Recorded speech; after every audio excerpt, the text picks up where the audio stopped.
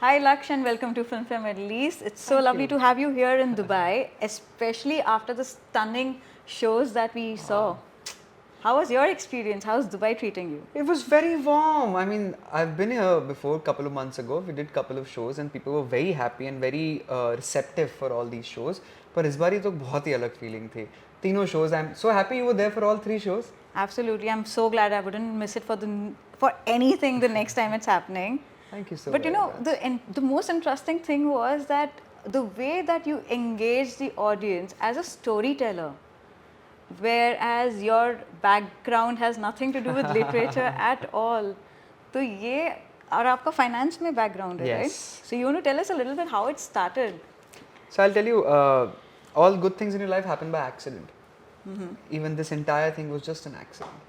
I started my career being an investment banker back in Gurgaon, like a totally different field altogether. Wow. And I was there for like 5.5 years. पर फिर मेरी ज़िंदगी में, which I call it the Tamasha moment. Tamasha moment happened. इम्तियाज़ अली साहब की picture है तमाशा, वो मैंने देखी and something clicked in me, something just changed in me right there and then. कि उस दिन मुझे ये तो नहीं पता चला कि मुझे क्या करना है, पर ये पता चल गया था कि ये तो नहीं करना है. Wow. बकायदा अगले ही दिन मैंने अपने पेपर्स डाल दिए कि अब मुझे नहीं करना. Real life Ved. Real, a lot of people call me that, yeah. मैंने आई थिंक मूवी ज़्यादा सीरियसली ले ली क्योंकि मैं वही करने लगा जो उस मूवी में वेद कर रहा था, कहानियाँ सुनाने लगा. Totally. So I'm sure you know Imtiaz Ali has such a huge part in your life. And I got a chance to meet him. We did a fan meet with Imtiaz Ali sir for Tamasha. We sat with him, talked for like good 2-3 hours, and he was such a Sufi man. इतने प्यारे इंसान है इम्तियाज, मतलब in the middle of the conversation मुझसे रहा नहीं गया, मैंने उनसे कह दिया, मैंने कहा sir I think I'm falling in love with you.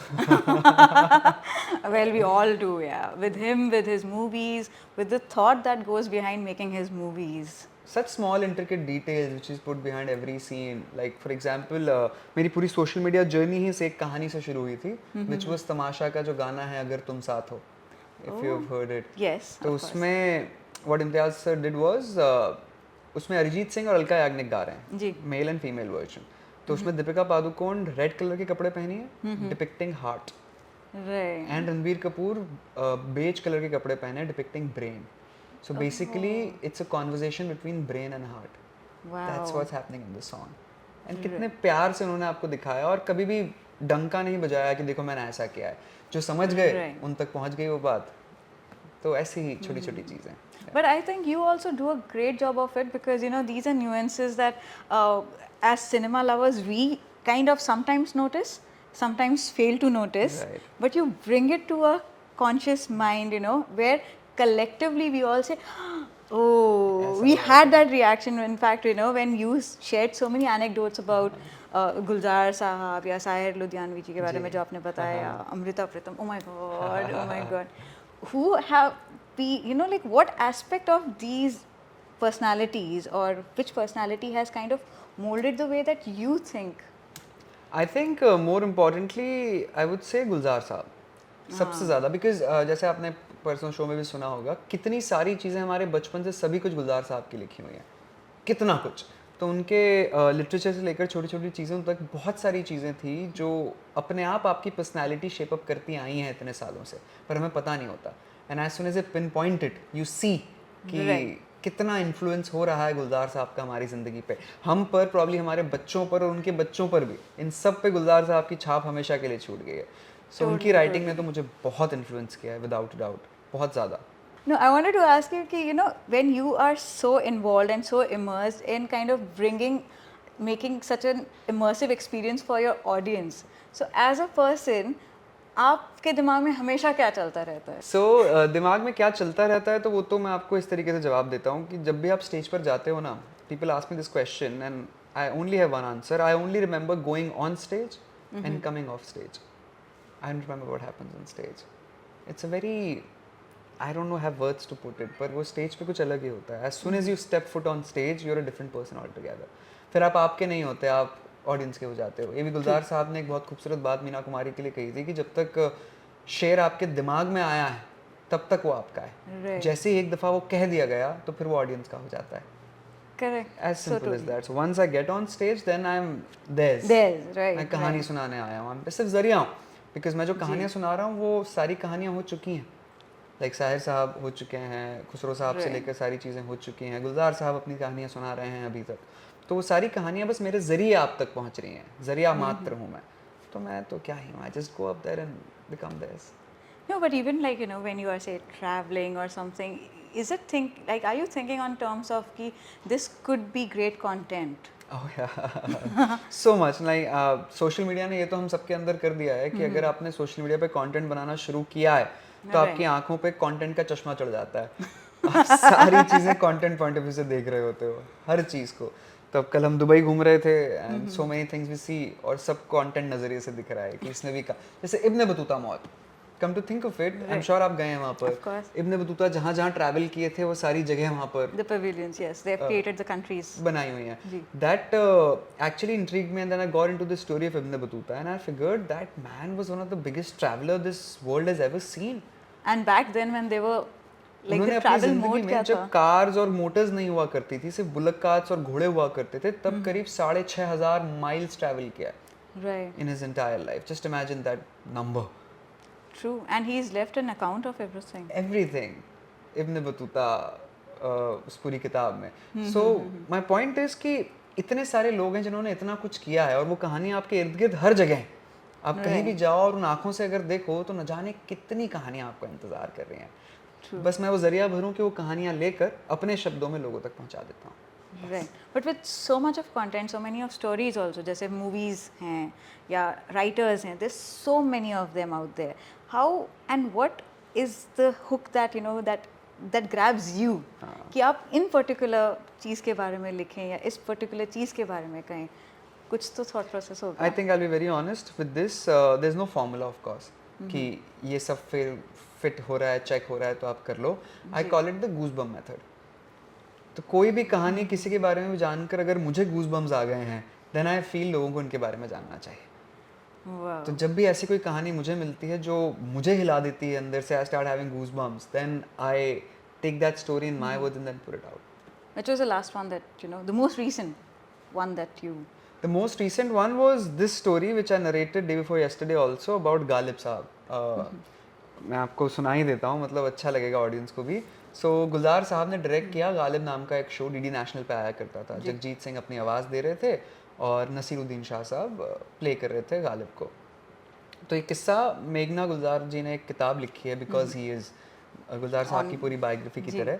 उसमें एक किस्सा मिला मुझे, और जैसे ही मिला था I had to put the book down and I that was that moment. That moment. That moment was कि जब गुलजार साहब 70s में संजीव कुमार के साथ एक दफ़ा गालिब मूवी अनाउंस कर चुके थे, तब कॉलेज के एक स्टूडेंट ने उन्हें लेटर लिखा था कि आप संजीव कुमार के साथ फिल्म मत बनाइएगा, वो गालिब के रोल में फिट नहीं होंगे, बहुत मोटे हैं. तो गुलजार साहब ने हंसी मजाक में बात टाल दी. कुछ समय बाद संजीव कुमार पतले भी हो चुके थे, फिर से पिक्चरों की बात होने लगी कि अब गालिब बनाएंगे गुलजार साहब. गुलजार साहब is a hardcore Ghalib lover, Ghalib admirer. तो फिर से बात होने लगी. तब तक वो लड़का कॉलेज से निकल कर एनएसडी में आ गया था.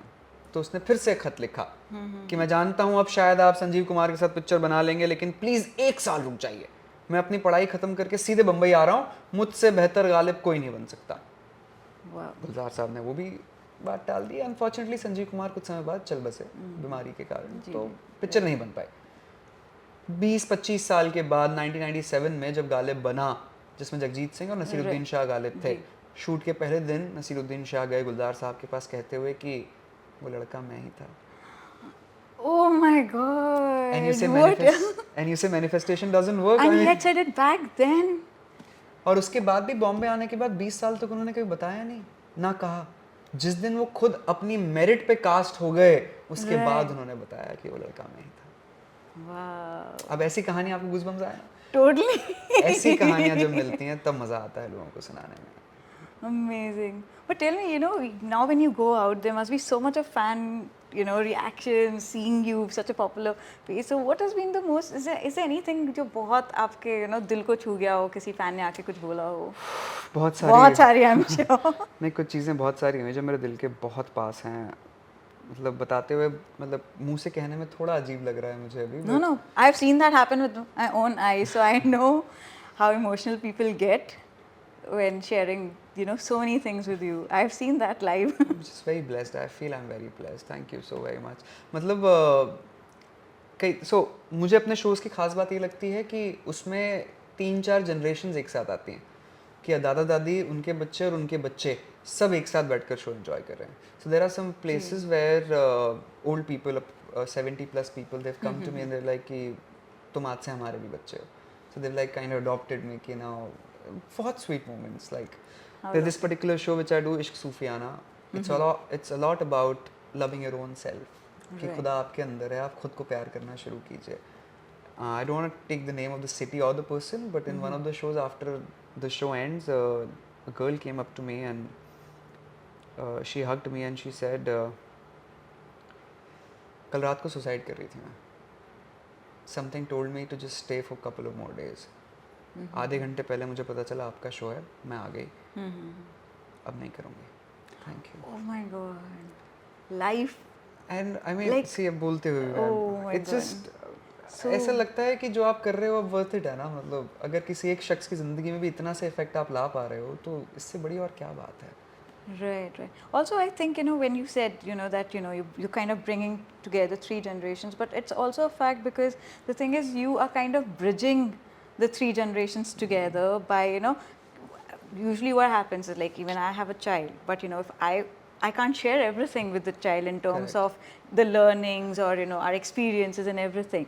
But you put it out so beautifully that it connects with the millennial, it connects with the Gen Z, it connects with the parents, the grandparents, everyone, and everyone is on the same page. Very true. And this is something which is also much required, especially, I'm sure you've seen the series Adolescence. I don't know if you've No, I seen haven't it, not yet. He's watching But it right now. you should. So basically, it is about, that little connect that the generation needs. I want to know your opinion because, you आपके तो महारत हासिल है खैर इस topic पे. The way you talk about it is so beautiful. So what is your take because film makers का अपना टेक होता है. जनरेशन्स के बाद the entire concept of love seems to keep changing as well, like situationship, benching, ghosting. Yeah. ये सब चीज़ें होती होंगी लेकिन these were not terms that you acknowledged and Of course. accepted. So what's your take on this entire thing, On this thing or on love? on love? Okay, tell me first about love and also your take on this modern love rather. Again, we have to evolve. Love is also evolving with time, so there's no point in being rigid. But love तो प्यार इश्क मोहब्बत अपने आप में इतनी खूबसूरत सी चीज़ है. जैसे खुसरो साहब का वो है कि खुसरो दरिया प्रेम का उल्टी वाकी धार, जो उबरा सो डूब गया, जो डूबा सो So पार. far. प्रेम है बस एक ऐसी चीज़ है जो आप अपने दोस्तों से सुनकर, किताबों में पढ़कर, मूवीज़ में देखकर नहीं समझ सकते. उसके लिए आपको प्यार खुद ब खुद करना पड़ता है, तब समझ आता है प्यार. उसके बिना प्यार थियोरेटिकल थोड़ी नॉलेज है, प्यार प्रैक्टिकल है. एंड आप खुद इमेजिन कीजिए when you are in love, for everybody who is watching this, when you are in love there is always a big smile on your face. जब आप सच में प्यार में होते हो, चेहरे पे एक अजीब सी मुस्कुराहट रहती है, अंदर भी एक अजीब सी खुशी रहती है, सेहत अच्छी रहती है, पैसों की दिक्कत नहीं होती, सब कुछ अच्छा चल रहा होता है. जैसे आप खुदा से पास आ जाया करते हो और जैसे ही आप प्यार से बाहर निकलते हो सब खराब हो जाता है. डिप्रेशन आने लगता है, सेहत खराब हो जाती है, पैसों भी ठीक नहीं रहते. सो मेरा तो सजेशन है, if you want a good life, be in love, always be in love. Thank you so much. A pleasure and honor is all ours. Lovely having you on Film Middle East. Such a pleasure. Thank you, Kanksha. Thank you so much, Laksh.